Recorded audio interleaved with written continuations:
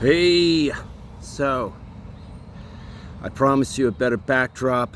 I hope this one is slightly nicer. Got my house in the background. It's a beautiful day. It's just going on about 6 p.m. I'm tired of liars. I really am tired of liars. In the last few days, we've heard people celebrating the murder of Charlie. I'm not done with talking about Charlie. I'm really not, and I'm gonna keep talking about it for a while. But on my Facebook, there's been a couple of people that I've had to shave off, and I keep a fairly small Facebook group.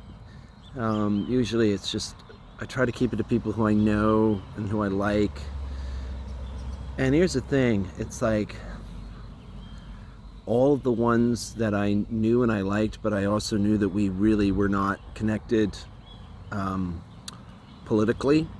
Those are the ones that showed their true colors in the wake of the assassination, the murder, the cold-blooded murder of Charlie Kirk.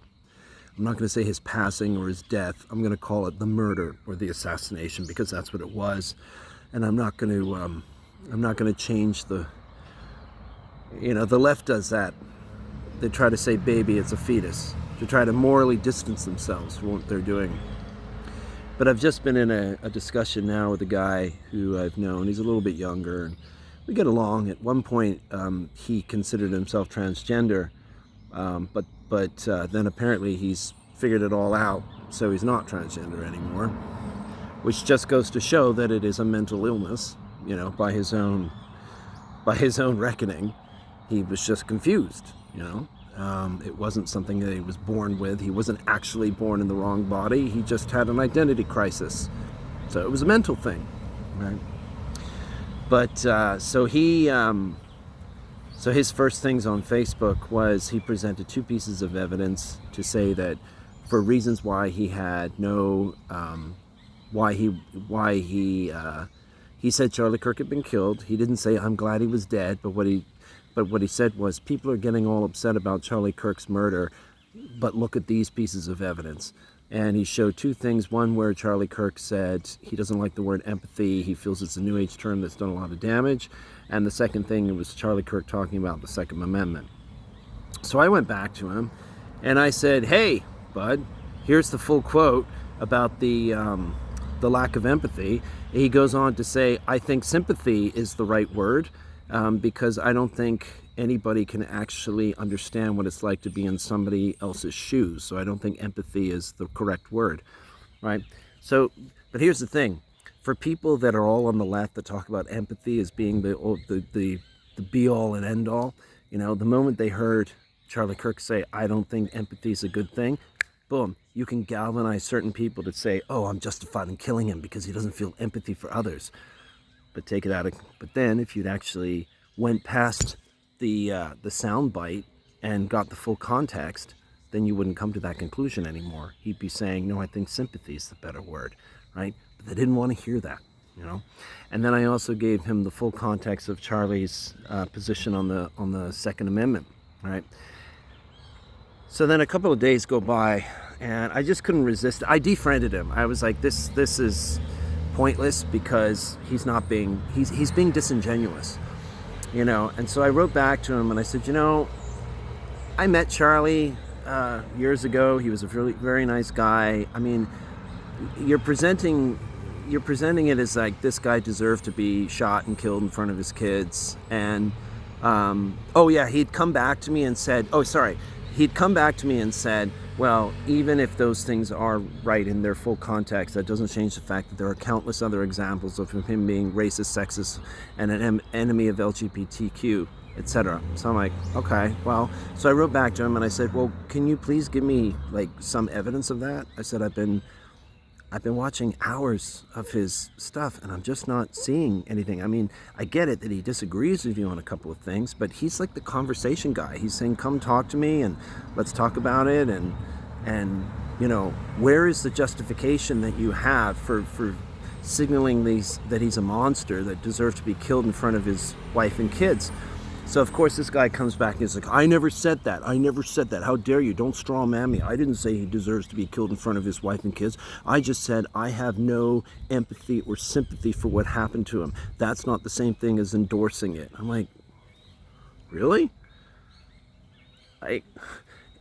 And he's saying, well, I just don't have any sympathy for it. That's all, you know. But I'm going, well, wait a minute. If you know, when people were expressing their grief that he had been killed, you immediately got on there and you tried to undermine their reasons for feeling grief about it, presumably because you felt that he was not a good person, ergo he in some way deserved to get shot. But they won't follow the logic. This is what annoys me so much. And this is what, Charlie had to deal with, with Grace all the time.